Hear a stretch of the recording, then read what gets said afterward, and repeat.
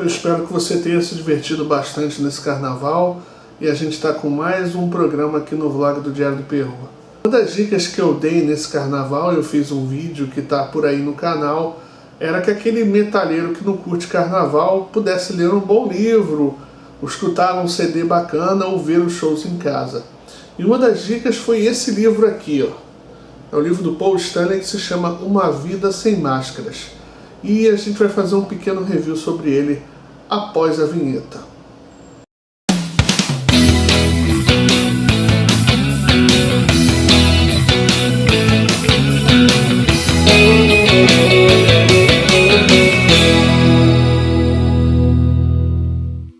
Eu curto muito biografias, eu acho que através delas a gente pode conhecer algumas pessoas mais de perto, né? Conhecer um pouco histórias que pouca gente conhece e também entender um pouco daquelas vidas. É verdade que nem tudo que vai para a biografia de fato é a história real, mas vamos tentar esquecer um pouco disso e vamos mergulhar na literatura sobre as coisas que a gente curte. Eu particularmente, como todo mundo sabe, eu gosto muito de rock, então eu tenho alguns livros, e dentre esses livros eu já tinha esse aqui comigo já há uns 2, 3 meses. Eu li durante, não no período de carnaval, mas eu li já nos últimos 10 dias, acho que foi isso, durante os últimos 10 dias, Paul Stanley, Uma Vida Sem Máscaras. Esse cara foi o meu primeiro ídolo na história do rock, alguém que eu olhava e eu achava sensacional. Eu parava toda vez de frente para a televisão, numa época que não havia canais de clipes como existe hoje. Quando a gente tinha a oportunidade de ver o Kiss na televisão, era para ver o Paul Stanley que eu parava, porque eu ficava hipnotizado pela figura dos quatro em cima do palco, fazendo videoclipe, não importava. Gene, o Ace, o Peter e o Paul, depois o Eric Carr, o Bruce Kulick, o Vinnie Vincent, enfim. O Kiss foi uma das minhas primeiras paixões, uma das primeiras bandas que eu parei para prestar atenção, que eu curtia a discografia, e eu era daqueles fãs que gostava de tudo que a banda fazia. Com o passar do tempo, essa paixão pela banda não passou. Eu continuei gostando, continuei ouvindo os discos, continuei acompanhando, até porque a banda está em atividade. O livro conta um pouco da história do Paul, né? Ele basicamente foca nos problemas que ele teve em relação ao problema facial que ele tinha. Ele nasceu sem uma orelha e nasceu surdo desse ouvido. Então o livro foca em como ele foi muito determinado para tentar vencer essa barreira do preconceito que as pessoas tinham, né? Já naquela época, na década de 50 e 60, ele já sofria bullying e aquilo mexia muito com ele, mexia muito com quem ele era. Então ele acaba dizendo que a maquiagem que ele usou junto com a banda fez com que ele criasse um personagem para esconder as suas vergonhas, né? Os seus dramas, as suas mazelas mais internas e poder vencer na vida.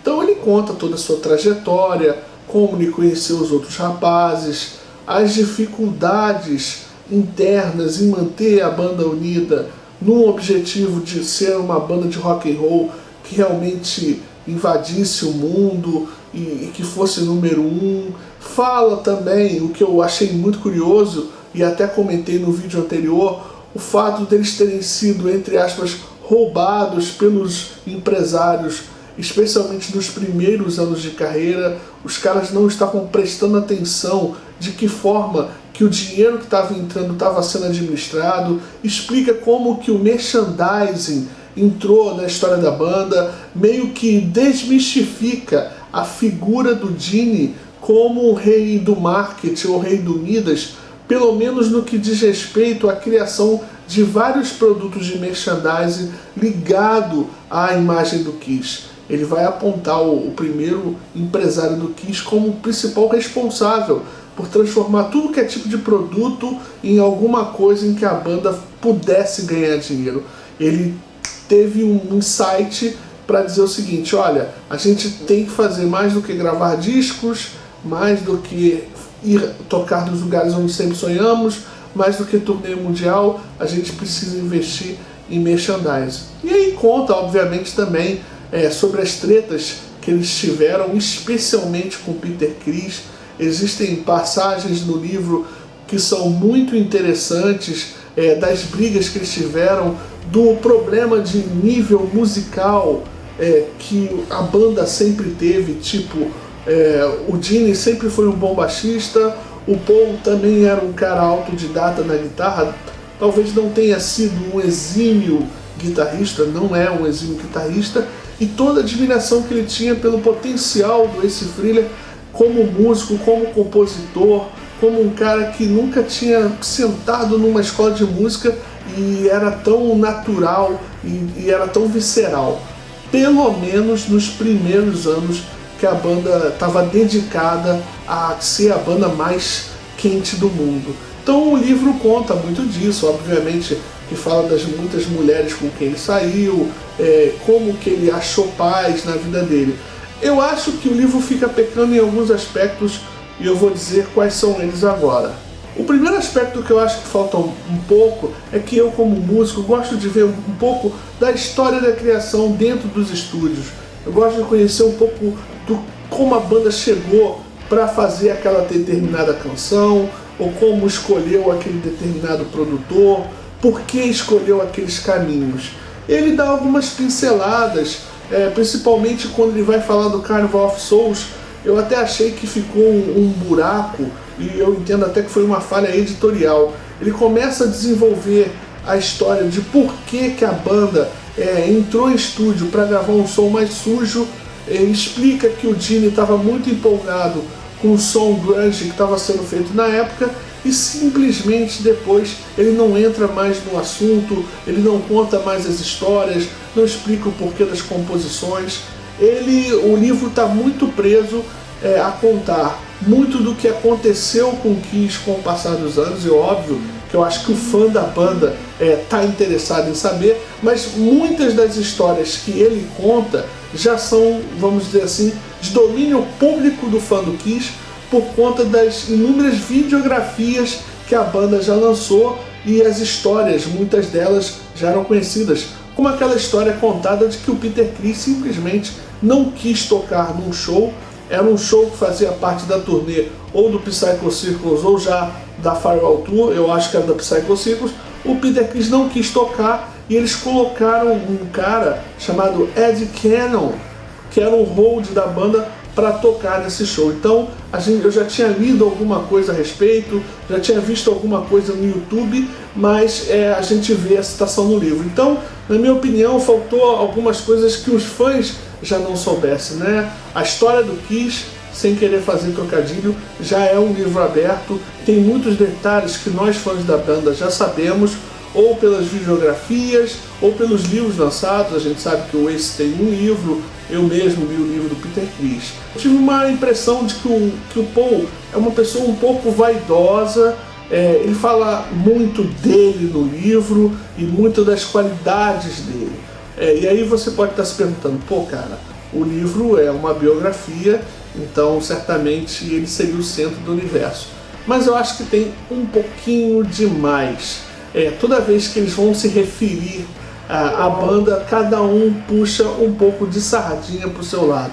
Eu já tinha tido essa impressão quando li o livro do Peter Criss e acabo com a mesma impressão quando terminei de ler o livro do Paul Stanley. Existem capítulos, parágrafos que me emocionaram bastante, histórias muito legais de superação, mesmo de um cara milionário, de um cara conhecido no mundo todo e que de fato não deve almejar mais nada em termos artísticos, mas algumas coisas que aconteceram na vida dele podem prender o leitor e ensinar algumas lições. A gente tem que estar sempre aberto a isso. Então eu indico aí para o seu próximo feriado, se você não tiver um tempo para poder ler um livro bastante espesso, né? Um livro bastante grosso, mas a leitura ela flui, ela é bem interessante, não dá vontade de parar. Tem algumas imagens nesse livro, algumas fotos que são bem interessantes. Uma outra coisa que ele passa no livro é a grande amizade que ele tem com o Gene, apesar do Gene ser aquela pessoa ali mais conhecida como o cara por trás das finanças, que precisamos fazer isso, precisamos, mais focado na carreira. É um cara que quase fez ele querer sair do Kiss, porque ele estava se sentindo sozinho, ele não se sentia mais parceiro do Gene, e ele conta essa história também, é bem interessante. Embora ele não bata muito, ele não seja muito agressivo com o Gene, ele demonstra muito respeito pelo cara que está aí com ele há mais de 40 anos. Então é isso, eu espero que você tenha gostado desse vídeo. Deixo essa dica aqui para você, ó. Paul Stanley, Uma Vida Sem Máscaras, é um livro bem interessante.